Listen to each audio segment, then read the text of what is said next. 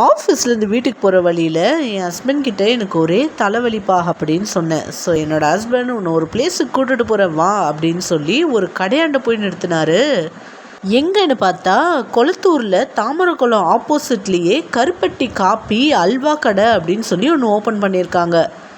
இவங்கக்கிட்ட கருப்பட்டி tea, coffee, நாட்டு சக்கரை டீ, காஃபி, சுக்கு மில்க்கு, வாழைப்பூ வடை, காரப்பணியாரம், இனிப்பு பணியாரம், ராஜ்மா சுண்டல், சிமிலி உருண்டை, பருத்திப்பால் அப்படின்னு சொல்லி எல்லாமே சேல்ஸ் பண்ணுறாங்க.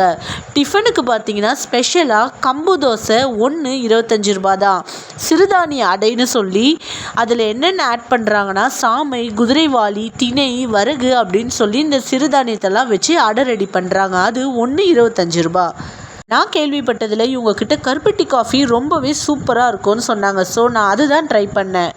ஒரு ஸ்பூன் கருப்பட்டியோட திக்கான பால் சுட சுட ஆட் பண்ணி அது கூட காஃபி பவுடர் டிகாஷன் கொஞ்சம் சேர்த்து 2 ஆற்று ஆற்றி சுட சுட மேலே நுரையோடு நம்ம கையில் எடுத்துகிட்டு வந்து தரும் பொழுது அதோட வாசனை இருக்குது பாருங்கள், வேறு லெவலுங்க. ஸோ நீங்கள் அந்த பக்கம் போனீங்கன்னா கண்டிப்பாக இந்த கடையை விசிட் பண்ணி அவங்களோட சிக்னேச்சரான இந்த கருப்பட்டி காஃபியை ட்ரை பண்ணுங்கள்.